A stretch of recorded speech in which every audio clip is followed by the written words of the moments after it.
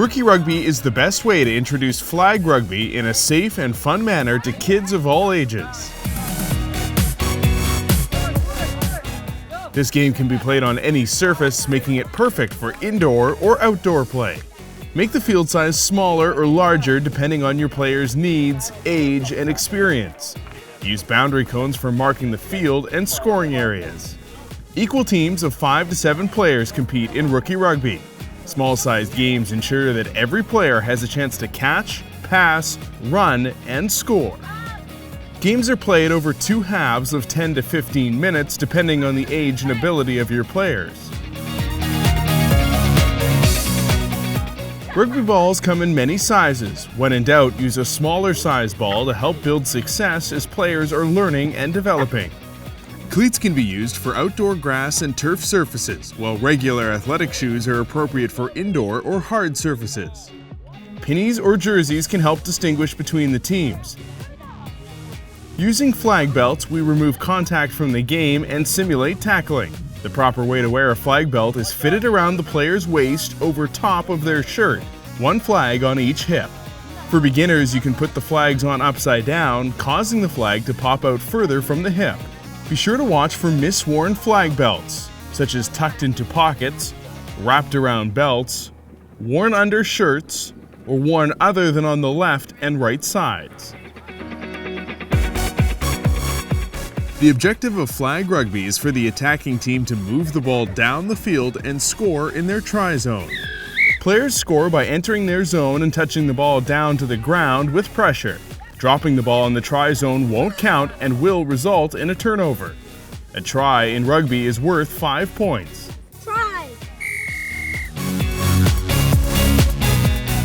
Players will move down the field by running with the ball and passing to their teammates. Passes in flag rugby must be lateral or backwards. A forward pass will result in a turnover. Players score tries in their respective zones and then possession switches to the other team. The defensive team will try and stop the offense from scoring by pulling the flag of the ball carrier. Importantly, the offense retains the ball after a flag pull, but must pass to a teammate within 3 steps or 3 seconds. If a player is close to the try zone, they may score within 3 steps. Defensive players may also intercept passes to cause a turnover, but may not knock or pull the ball out of another player's hands. When making a flag pull, players should follow proper flag etiquette.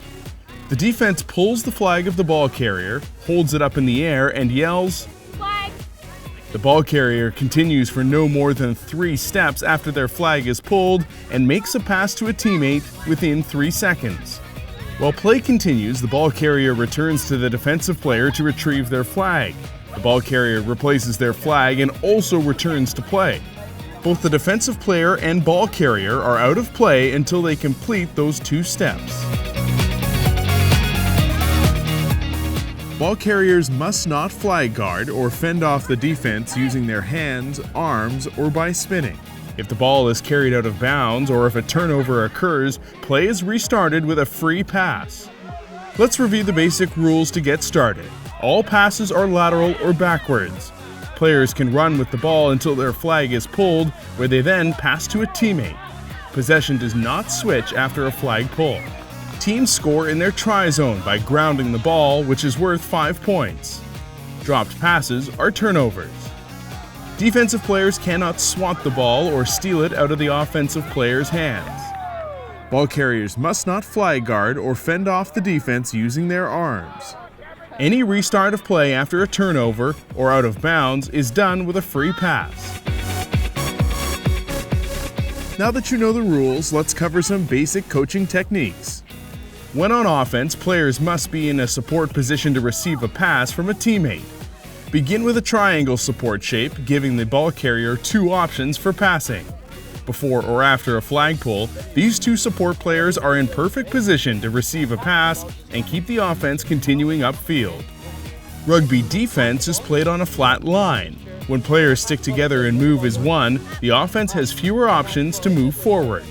If players break their flat line shape, it creates gaps for the offense to run through and score. Encourage your players to work together as one unit on defense. Flag rugby should be fun and focused on helping players learn new skills and concepts. Identify 1 or 2 key coaching moments per session and try to encourage effort and teamwork.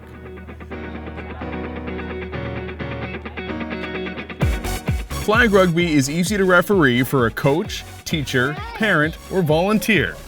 Refereeing flag rugby is about helping players learn. Use penalties and stoppages in play as learning moments to help players fix mistakes.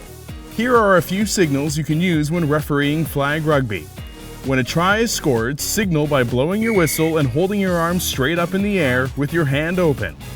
When signaling a penalty, blow your whistle while holding your arm straight out at a 45-degree angle. You want to point your arm toward the non-infringing team, who will then gain possession. Yellow cards can be used for repeated infringements. Players receive a 2-minute timeout where the coach can work with them to improve behavior. Red cards are not used in rookie rugby. Use yellow cards to manage misbehavior. These rules and basics of flag rugby will get you off and running. Visit rookierugby.com for more coaching and teaching resources.